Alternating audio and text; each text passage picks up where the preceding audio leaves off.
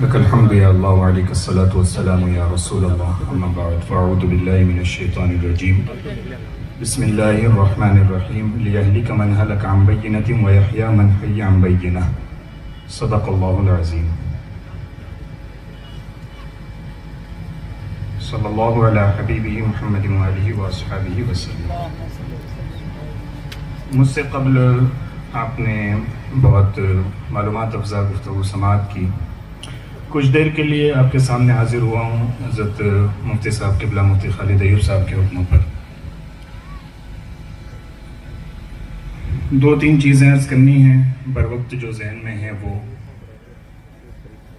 اور چونکہ ہماری جو فیلڈ ہے وہ بنیادی طور پر دور جدید اور تجدد کو لے کر ہے،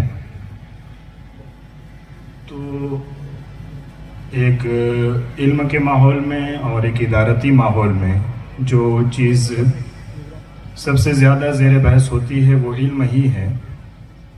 مگر دو چیزیں ہمیں سمجھنی ہیں۔ ایک یہ ہے کہ دور جدید نے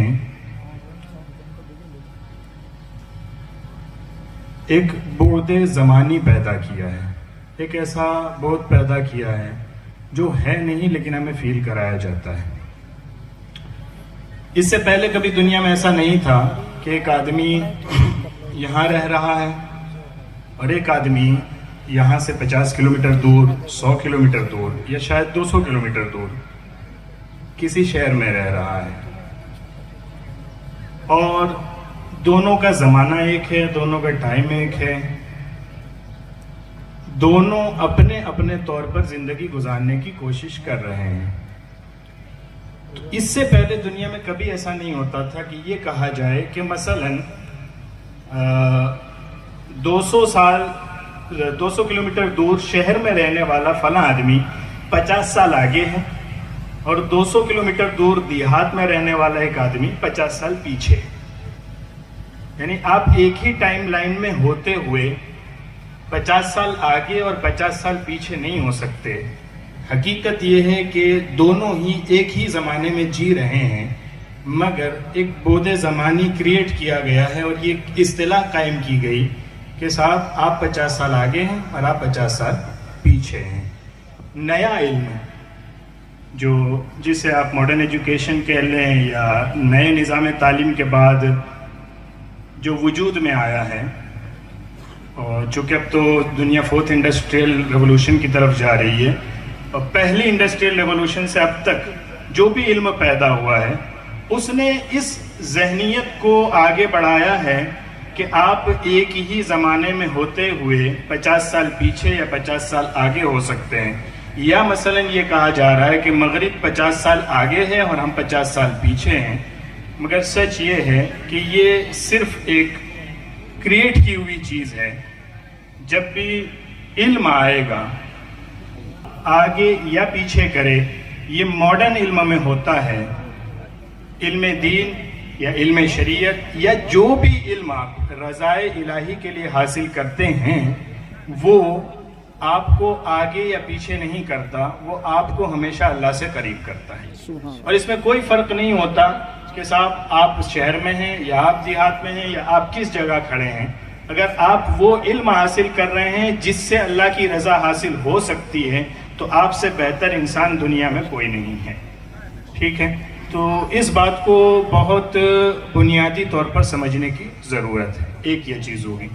دوسری ایک چیز جو ہے وہ یہ کہ جب دور جدید نے جو پیدا کیا وہ یہ کہ جب علم ہے تو علم کو تعلیمی ماڈل میں ڈھالنے کے بعد اب نتیجہ یہ ہے کہ ہر شخص سے یہ مطالبہ ہے یا ہر شخص سے یہ توقع کی جا رہی ہے کہ اگر آپ نے علم حاصل کیا ہے تو آگے آپ کیا کر رہے ہیں۔ مثلا آپ مولوی صاحب ہو گئے ہیں تو آگے کہاں پڑھا رہے ہیں، مثلا آپ ٹیچر ہو گئے ہیں تو آگے کس فیلڈ میں ہیں، یا مثلا آپ کسی بھی علمی میدان کے اندر سے فارغ ہو چکے ہیں تو آگے آپ کیا کر رہے ہیں۔ یہ ایک بہت بڑا سوال کریٹ کیا گیا ہے۔ بنیادی طور پر سوال یہ ہے کہ نئے زمانے نے علم کو بے تحاشا علم میں تبدیل کیا ہے۔ کوئی حدود نہیں ہے صاحب. آپ ایک چین میں ہیں اور مسلسل پڑھ رہے ہیں, پڑھنے کے بعد مسلسل پڑھا رہے ہیں, پڑھانے کے بعد مسلسل ایک الگ سی زندگی گزارے جا رہے ہیں. بس اس علم کا منتہا, اس علم کا مقصود, اس علم کا نتیجہ کچھ نہیں. زیادہ سے زیادہ یہ ہے کہ آپ ایک معاشی نظام میں داخل ہو جائیں گے, پڑھنے کی فیس دے رہے تھے, پڑھانے کی فیس وصول کریں گے. پڑھ رہے تھے تو آپ خرچ کر رہے تھے, پڑھا رہے ہیں تو آپ وصول کر رہے ہیں. زیادہ زیادہ یہ ہے, ٹھیک ہے. لیکن ہم, یعنی ہم سے مراد ہم یہ کہہ رہے ہیں کہ علماء یا جو بھی اسلامی علم کی نمائندگی کرنے والا شخص ہے, وہ جب آپ سے یہ کہتا ہے علم حاصل کیجئے, تو وہ علم وہ ہوتا ہے جس کا کوئی نتیجہ ہے, کوئی مقصود ہے, کوئی حاصل ہے, جس کی ایک منزل ہے کہ اتنا علم حاصل کرنے کے بعد آپ صرف اس علم کو خرید و فروخت میں نہیں جانچیں گے, وہ علم آپ کو عملی طور پر بدلے گا. مثلا آپ نے نماز کا علم حاصل کیا, اب یہ نہیں ہے کہ صاحب میں پریکٹیسنگ نماز سیکھ لی, پریکٹیسنگ نماز سکھاتا رہوں, اس بیچ میں میری کوئی ذمہ داری نہیں ہے. ایسا نہیں ہوتا. ہمارا علم جب بھی آتا ہے اس کا منتہا عمل ہوتا ہے. تو کبھی کبھی یہ سوال ذہنوں میں آتا ہے کہ ہم نے علم تو حاصل کر لیا, مثلا ہم چاہے مرد ہوں یا عورت ہوں, مدرسے سے فارغ تو ہو گئے, لیکن اس علم کا فائدہ کیا ہو رہا ہے؟ میں تو گھر میں ہوں, میں نے تو کوئی بڑی درسگاہ میں جا کے پڑھایا نہیں, یا میں نے تو کوئی کتابیں نہیں لکھی ہے, یا مثلا میں اگر عورت ہوں تو میں شوہر کے ساتھ ہوں یا بچوں کے ساتھ ہوں, میں نے جو اتنا پڑھا اس کا حاصل کیا نکلا؟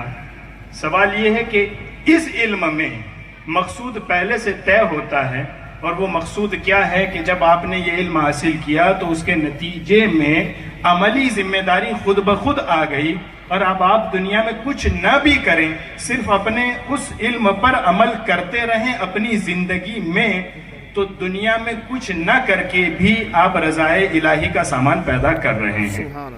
ٹھیک ہے. تو علم کے نتیجے میں ہمیشہ یہ سوال کھڑا ہوتا ہے, اس سے آگے کیا؟ یہ سوال اسلامی علم میں تشنا نہیں رہتا, اس سے آگے عملی ذمہ داری ہے. علم کے بعد اگر آپ اس علم کو کہیں منتقل نہیں بھی کر پا رہے ہیں تو وہ علم آپ کو عملی زندگی میں فائدہ پہنچائے گا. ان دو چیزوں کو کنکلوڈ کر کے ہم پھر کہہ دے رہے ہیں کہ دور جدید نے ایک بود زمانی پیدا کیا ہے, لیکن سچ یہ ہے کہ کوئی آگے پیچھے نہیں ہوتا ہے, سب کے اپنے زندگی جینے کے ڈھنگ ہیں. اگر کوئی کرتا پاجامہ پہنے ہوئے ہے تو وہ 50 سال پیچھے ہے, اور اگر کوئی جینس ٹی شرٹ پہنے ہوئے ہو تو وہ 50 سال آگے ہے. یہ کوئی عقل مندی کی بات نہیں ہے. سچ یہ ہے کہ جس نے بھی کوئی کارآمد زندگی یہاں گزاری ہے, رضا الہی کا ذریعہ سبب پیدا کیا ہے, وہ کامیاب ہے, چاہے اسے دنیا آگے کہے چاہے پیچھے کہے. اور دوسری چیز کہ علم کا حاصل, علم کا منتہا, علم کی منزل دور جدید میں کوئی نہیں ہے سوائے بے تحاشا علم, پڑھنے اور پڑھانے کے. لیکن جب بھی ہم اسلامی طور پر علم کی بات کریں گے تو اس کی ایک منزل ہوگی, اس کی ایک انتہا ہوگی. علم کے بعد عمل کا جذبہ پیدا ہوگا, عمل میں بھی پھر خلوص کا جذبہ پیدا ہوگا, اور یہ ساری چیزیں مل کر بندے کو اللہ کی بارگاہ میں قبولیت کے لائق بنائیں گی. ٹھیک ہے. اللہ تعالیٰ ہم سب کو علم کی دولت سے مالا مال کرے اور حقیقی علم کا فہم عطا فرمائے. استغفر اللہ ربی من کل ذنب و اتوب الیہ. السلام علیکم.